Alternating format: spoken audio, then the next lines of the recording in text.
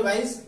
आज मैं आप लोगों को इंग्लिश का और एक चीज इम्पोर्टेंस और नेसेसरी बताने वाला हूँ कि अगर हम लोग अंग्रेजी पूरा फुल्ली तरह से टॉकिंग नहीं कर सकते हैं, अगर आप छोटे छोटे वर्ड भी जानते हैं ना, तो अगर आप किसी दोस्तों के बीच में या फिर कहीं घूमने फिरने गए हैं तो बीच बीच में अगर कोई हिंदी बोल रहा है या फिर कोई इंग्लिश में बात कर रहा है तो वहां पर आप छोटे छोटे वर्ड को बोल दीजिएगा ना, तो अगला वाला को क्या अट्रैक्टिव होगा, अरे यार ये तो साला पढ़ा लिखा है, इंग्लिश जानता है बेटा, ये एक प्रोफेशनल हो जाएगा। मतलब कि इंग्लिश अगर आप बैटर छोड़ यार बेस्ट होना चाहिए। अगर आप बेस्ट जानते हो ना इंग्लिश तो आपका प्रोफेशनल जो होता है ना वो अजब का वैल्यूज रहेगा।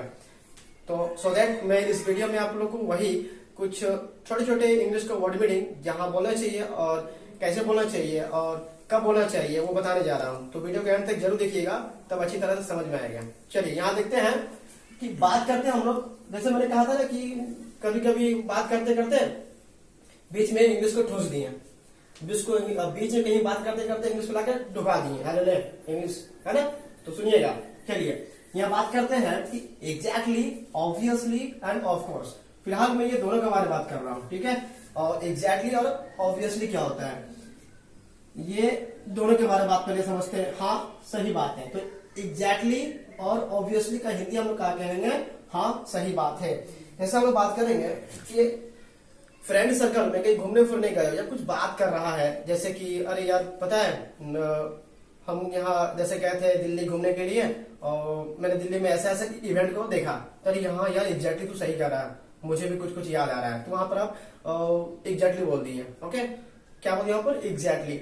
और यहाँ पर अभी मैंने कहा ना कि कहीं कहीं पे इंग्लिश का दो चार को वर्ड लाकर ठूस देना है, बीच में लाकर बोल देना है। तो समझ लो कि अगला वाला सेकंड पर्सन और थर्ड पर्सन को ये गैसिंग हो जाएगा, बड़ा यहाँ थोड़ा बहुत अंग्रेजी जानता है, थोड़ा बहुत क्या मतलब कि लगता है जानता है अंग्रेजी। तो जैसे एग्जैक्टली और ऑब्वियसली हम यूज करते हैं, उसका भी हो सकता है कि हाँ क्या यहाँ पर हाँ हो, हाँ सही बात है, या हो सकता है, ये हो सकता है, सॉरी बाय मिस्टेक, हाँ सही बात है, क्या ऑब्वियसली का भी। अब देखिए यहाँ पर ऑब्वियसली कहाँ यूज करेंगे, जैसे हम लोग बात कर रहे थे कि किसी साथ में कुछ होता है ना कि घटना वगैरह घट जाता है तो बोलते हैं हाँ यार ऑब्वियसली आप सही कह रहे हो, है ना, ऑब्वियसली सही बात है। जैसे कोई टीचर्स कुछ बता रहे हैं तो उससे पूछे क्या ये आंसर सही है, यस सर एग्जैक्टली बिल्कुल सही है सर, एकदम राइट है। तो वो अगला टीचर को भी लगता है कि हाँ यार इसको मतलब कि आपके पढ़ाई में इंटरेस्टेड है और अट्रैक्टिव कर रहा है वो अपने आपका पढ़ाई में, नॉलेज में। तो वहां पर एग्जैक्टली हम लोग इस्तेमाल किया जाता है। ऑब्वियसली जानते हो, ऑब्वियसली का भी हिंदी का तो हो सकता है हाँ सही बात है ना। ऑब्वियसली का भी क्या होता है, हाँ सही बात है। अब देखो ऑब्वियसली जो है ये आप भी यहाँ यूज कर सकते हो कि किसी चीज का सही इस्तेमाल करने के लिए होता है। तो क्या होता है यहाँ पर ऑब्वियसली होता है। तो एग्जैक्टली और ऑब्वियसली हाँ सही बात है, किसी का बातों में एक तरह का हाँ मिला देना, ठीक है। किसी का जो कोई बात कह रहा है उसमें हाँ यस सर बिल्कुल सही है, ऑब्वियसली सर सही कह रहे हैं आप। अब देखिए ऑब्वियसली ज्यादातर ना गर्ल्स लोग बहुत इस्तेमाल करती है, ऑब्वियसली का बहुत इस्तेमाल करती है। अरे आज पता है हम मार्केट गए थे अपने फ्रेंड के साथ में, पता है ऐसा होगा, अरे हाँ यार ऑब्वियसली सही कह रही तू, सही बात है यार ऐसा ही हुआ था। झट से वही पूछेगा ना what is the spelling of obviously तो गई। तो इसीलिए कोई भी चीज को अच्छी तरह से जानना जरूरी है, विथ स्पेलिंग ऑल्सो। देखिए अब यहाँ बात करते हैं हम लोग ऑफ कोर्स के बारे में। तो ये चीज आ गया समझ में, ओके। एग्जैक्टली या फिर ऑब्वियसली हाँ सही बात है, इंग्लिश का अभी हिंदी में इसको बीच में बोल देना है ना, ओके। देन अब बात करते हैं हम लोग ऑफ कोर्स के बारे में। किसका बारे में बात करेंगे, ऑफ कोर्स, यानी हाँ बिल्कुल। अब देखो हाँ बिल्कुल क्या होता है कि ऑफ कोर्स में हाँ बिल्कुल कैसे हम लोग इस्तेमाल करते हैं। जैसे हम लोग कहीं बोले यार चल ना कहीं खेलने के लिए चलते हैं, घूमने फिरने चलते हैं, हाँ यार ऑफ कोर्स क्यों नहीं, चलो घूमते खेलते हैं।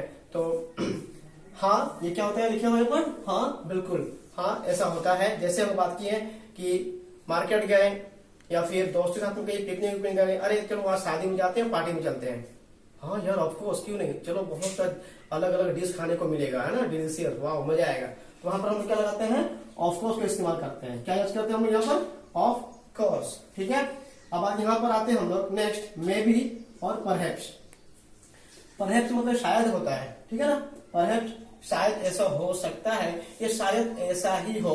और यहाँ बात कर रहे हैं मे बी, ये जो मे भी हम लोग यूज करते हैं इसका हम लोग बोल सकते हैं हो सकता है, दैट मीन्स हम एक गेसिंग करते हैं, एक अनुमान लगाते हैं। जैसे अचानक से हम लोग कुछ काम कर रहे हैं, मौसम गड़बड़ा गया, अरे यार वर्षा हो सकती है, तो आप एक अनुमान लगा रहे हो, है ना, इट में रेन या इट में रेन टुडे, है ना, एक अनुमान लगा रहे हैं। फिर क्या हुआ, अब नेचुरली यार अब बारिश हुई नहीं, तो क्या हो गया, वो हो सकता है, मतलब इसमें एग्जैक्ट हाँ या ना, मतलब इसमें क्या होता है ना, नेगेटिव और पॉजिटिव दोनों रहता है, हो सकता है या नहीं भी हो सकता है। अब जैसे बात करेंगे कि हमारे झारखंड का मुख्यमंत्री जामताड़ा आने वाले हैं, तो अब बेचारे का रास्ते में पंक्चर हो गया, तो वहां पर क्या हो बोला, इट में लगा सकते हैं, अरे आ भी सकता नहीं भी आ सकता है, और बेचारा बीच में पंक्चर हो गया गाड़ी उसका, ठीक है।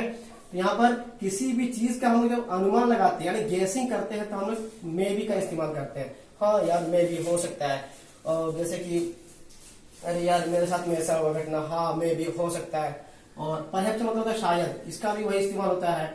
अब जैसे मैंने बताया ना कि किसी चीज का अनुमान लगाते, अरे आज आप कॉलेज आओगे, मे भी हो सकता है, या फिर कुछ अगर जरूरी काम पड़ेगा तो वो नहीं जाएगा, तो वहां पर हम लोग मे भी, हाँ मे भी हो सकता है जाएंगे। चलिए अब यहाँ बात करते हैं डैम इट, है ना, कहेंगे यहाँ पर डैम इट, एक कहेंगे और सेट, तो डैम इट और सेट इसका हम लोग क्या हिंदी पढ़ेंगे, सत्यानाश। जैसे कुछ क्या होता है ना कि डैम इट, यहाँ पर जो एन है ना, यहाँ पर साइलेंट वर्ड है, आप उसको डैमन मत पढ़ लेना, damn it, okay, and all set, सत्यानाश हो।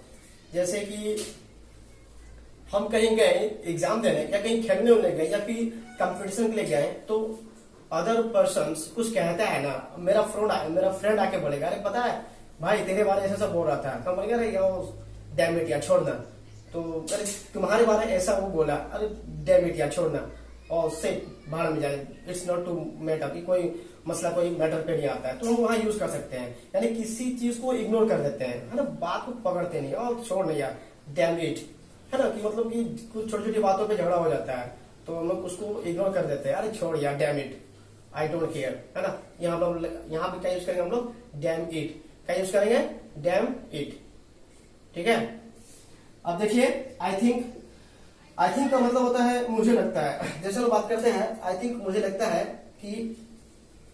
मुझे लगता है कि हमारे भारत देश के जो बेस्ट प्लेयर्स सब है, खिलाड़ी सब जो है, यहाँ पर क्या होता है कि बोलते हैं हाँ ठीक, क्या होता है यहाँ पर कि मुझे लगता है कि ये सही कह रही हो। जैसे हम बात करेंगे कि मेरा कोई थर्ड पर्सन या कोई बात करता है कुछ भी रिलेशन में, या कुछ ही बोलता है, हाँ यार आई थिंक सही कह रहे हो, और मेरे विचार से या मेरा सोच से मतलब सही है, आई थिंक आप सही कह रहे हो, जी हाँ जी पापा आप सही कह रहे हैं, आई थिंक सही है, तो यहाँ पर हम लोग आई थिंक का यूज करते हैं, है ना, क्या चीज करते हैं हम लोग, आई थिंक का। तो देखिए, तो आई थिंक मुझे लगता है, अब यहाँ पर कहीं कहीं पर आई थिंक तो बहुत सुने होंगे, ज्यादातर मैक्सिमम सुने ही होंगे। अब यह बात करते हैं आई कैन इमेजिन, है ना, आई कैन इमेजिन, मैं अंदाजा लगा सकता हूँ। अब यहाँ बात कर रहे हैं यहाँ पर कि मैं अंदाजा लगा सकता हूँ, जैसे किसी का कुछ लॉस हो जाता है ना, किसी का कुछ लॉस हो गया, या कुछ यार डाइड हो गया, है ना,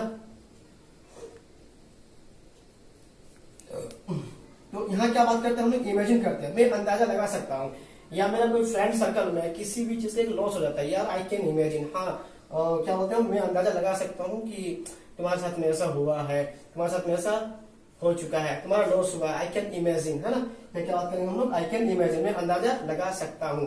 क्योंकि हम लोग अंदाजा कब लगा सकते हैं कि जो मेरे साथ में कुछ इवेंट होता है अपने प्रेजेंट लाइफ में जो हो रहा है, तो नो मोर थिंक अबाउट, ज्यादा सोचना नहीं है, और जो हो चुका है, no more think also that past, जो हो चुका है सो हो चुका है, जो होगा अभी प्रेजेंटली आपको सोचना है कि क्या होगा, है ना, क्योंकि हम लोग अपने थिंकिंग पर क्या करते हैं ना, कि अभी प्रेजेंट का जो हम लोग का लर्निंग पॉइंट होता है, या प्रेजेंट का जो हैप्पीनेस होता है ना, हैप्पी फील, खुशी, हम लोग पास्ट वाला को मेमोरी करते हैं ना, याद करते हैं ना दिमाग पे, तो हम लोग प्रेजेंट का हम लोग हैप्पीनेस को लॉस कर देते हैं। इसलिए कहा गया है कि महान व्यक्ति ने कहा है कि नो मोर थिंक, ज्यादा ना सोचो, जस्ट डू, करो, करना ही जरूरी है। आप किसी भी वर्क पे बिजी रहोगे ना, तो आपका कंसंट्रेशन फोकस करेगा आपके एम के ऊपर, आपके लक्ष्य के ऊपर। लाइफ में छोटी मोटी प्रॉब्लम होती रहती है और आएगी और जाएगी, इट्स नॉट, ये आपको लाइफ का पॉइंट मत बनाना, अरे यार मेरे साथ में ऐसा हुआ, गो टू हेल यार भाड़ में जाए, ऐसा कोई मैटर नहीं है। तो मतलब क्या हो रहा है कि अगर आप किसी भी चीज को सॉल्व नहीं कर सक रहे हो, क्वेश्चन से हो, कोई भी सब्जेक्ट हो, तो अभी हम सॉल्व नहीं कर पा रहे ना, कल तो करेंगे ना, या परसों करेंगे। क्यों? क्योंकि हम उस वक्त मेरे को समझ में नहीं आता है। तो श्योर अगर हम उस पर हार्डवर्क करेंगे, क्योंकि हार्डवर्क जो है ना हमारा लाइफ का एक की है, मतलब चाबी है। दुख एक दरवाजा, एक बड़ा सा हाउस है, और हम लोग का हार्डवर्क और संघर्ष वो की है, यानी चाबी है। इसलिए कहा गया हार्डवर्क करना जरूरी है, कोई भी वर्क में हो, आप जिस फील्ड में भी हो। Anyway, thank you. देखिए यहाँ पर ध्यान दें, तो आई कैन इमेजिन, मैं अंदाजा लगा सकता हूँ कि जो चीज मेरा फैमिली मेंबर में होता है या मेरा दोस्तों के साथ में होता है, तो हम इमेजिन करते हैं हाँ यार ऐसा हुआ होगा। नेक्स्ट, अब यहाँ बात करते हैं हम लोग ऑनेस्टी के बारे में। ऑनेस्टी मीन्स ईमानदारी होता है। क्या होता है? ईमानदारी। ईमानदारी की लाइफ में बहुत इज्जत है, और बहुत अच्छी बात है कि honesty is the best policy. ईमानदारी बहुत ही अच्छा नीति है। आप कुछ भी वर्क करोगे ना, तो उसके अंदर ईमानदारी होना चाहिए। क्या होना चाहिए? ईमानदारी मीन्स ऑनेस्टी होना जरूरी है। हाँ, ईमानदारी में कोई भी काम होने में लेट होता है, लेकिन वो बेस्ट होता है, सक्सेस होता है धीरे धीरे करके। कहने मतलब हो रहा है कि ईमानदारी एक हमारा लाइफ का ना एक पार्ट है माना जाए तो, ठीक है ना। इसीलिए आपको ईमानदारी से हर काम को करना है, ठीक है ना। ऑनेस्टी होना जरूरी है, चाहे आपको प्रॉब्लम आए लाइफ में तो कोई दिक्कत नहीं है ना, ऑनेस्टी होना जरूरी है।